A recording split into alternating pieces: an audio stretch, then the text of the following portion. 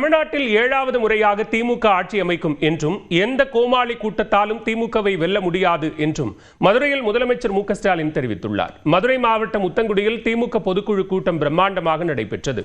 சட்டப்பேரவை தேர்தலுக்கு ஓராண்டே உள்ள நிலையில் பொதுக்குழு உறுப்பினர்களுடன் திமுக அனைத்து அணி நிர்வாகிகளுக்கு அழைப்பு விடுக்கப்பட்டது.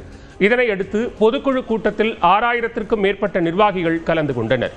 தொடர்ந்து கூட்டத்தில் பேசிய முதலமைச்சர் மு க ஸ்டாலின் 7வது முறையாக திமுக ஆட்சி அமைத்தது என அடுத்த ஆண்டு இந்நேரம் தலைப்புச் செய்தியாக இருக்க வேண்டும் என்றார். இங்கே கூடியிருக்கக்கூடிய உங்களுக்கு நான் சொல்லிக்க விரும்புகிறது, இது வழக்கமான பொதுக்குழு அல்ல. 7வது முறையா வாகை சூட வியூகம் வகுக்கிற பொதுக்குழு. அடுத்த ஆண்டு இதே நேரத்தில் என்ன மாதிரி தலைப்பு செய்தி வந்திருக்கும்னா, 7வது முறையா திமுக ஆட்சி அமைத்தது, கழக கூட்டணி வரலாறு காணாத வெற்றியை பெற்றது, ஸ்டாலின் தலைமையில் 2வது முறையாக திராவிட மாடல் ஆட்சி தொடர்கிறது. இதுதான் தலைப்புச் செய்தியாக இருக்கணும். மேலும் திமுகவில் இளைஞர்களுக்கு வாய்ப்பை கொடுங்கள் என்று கூறிய முதலமைச்சர் மு க ஸ்டாலின், எந்த அளவுக்கு இளைஞர்களுக்கு இடம் கொடுக்கிறீர்களோ அந்த அளவுக்கு கழகத்தில் புது ரத்தம் பாய்ச்சப்பட்டு வெற்றி உறுதி செய்யப்படும் என்றார். இன்னைக்கு புதுசாக 2 அணிகள் உருவாக்கப்படுகிற சட்ட திருத்தத்தை கொண்டு வந்திருக்கிறோம். இதில் பெரும்பாலான அளவில் நிர்வாகிகள் போடப்பட்டிருக்கிறாங்க. இன்னும் நிரப்பப்படாத பொறுப்புகளில் இளைஞர்களை உடனடியாக நியமிங்க. அணிகள் எல்லாமே தாய் கழகத்திற்கு வலு சேர்க்கத்தான் அமைக்கப்பட்டிருக்கு. அதில் இளைஞர்களுக்கு வாய்ப்பை கொடுங்க. எந்த அளவிற்கு இளைஞர்களுக்கு இடம் கொடுக்கிறீங்களோ அந்த அளவுக்கு கழகத்தில் புது ரத்தம் பாயும், செயல்பாடுகள் வேகமாக இருக்கும், வெற்றி உறுதி செய்யப்படும்.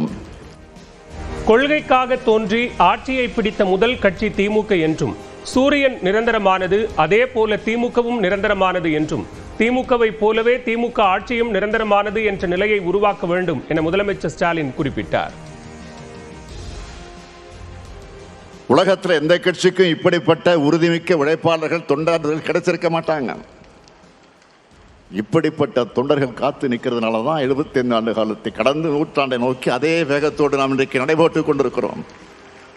சூரியன் நிரந்தரமானது, அதுபோல கழகமும் நிரந்தரமானது. கழகம் எப்படி நிரந்தரமானதோ அதுபோல நம்முடைய கழக ஆட்சியும் நிரந்தரமானது என்ற நிலையை நாம் உருவாக்கணும். மேலும் ஒட்டுமொத்த தமிழ்நாட்டையும் பாஜகவின் கண்ட்ரோலுக்கு கொண்டு செல்ல இபிஎஸ் துடிக்கிறார். எத்தனை ஷா வந்தாலும் தமிழ்நாட்டை ஆள முடியாது என்றும், டெல்லிக்கு தமிழ்நாடு எப்பவுமே அவுட் ஆஃப் கண்ட்ரோல் தான் என்றும் முதலமைச்சர் கூறினார். ஒரு மாநிலத்தில் ஒரு கூட்டணிக்கு யார் தலைமை வகிக்கிறாங்களோ அவங்க தானே கூட்டணி அறிவிப்பாங்க.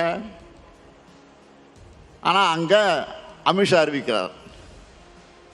இதிலிருந்தே இவங்க லட்சணத்தை புரிஞ்சிக்கலாம். ஒட்டுமொத்தமாக பாஜகவோட கண்ட்ரோலுக்கு போயிருக்கு அதிமுக. ஒட்டுமொத்தமாக தமிழ்நாட்டையும் பாஜகவோட கண்ட்ரோலுக்கு கொண்டு போகத்தான் பழனிசாமி துடிக்கிறார். அதனால தான் அமித்ஷா இங்கே அடிக்கடி வர்றாரு. நான் ஏற்கனவே சொன்னது தான், மீண்டும் உறுதியோடு சொல்றேன், எந்த ஷா வந்தாலும் தமிழ்நாட்டை ஆள முடியாது. டெல்லிக்கு தமிழ்நாடு எப்பவுமே அவுட் ஆஃப் கண்ட்ரோல் தான்.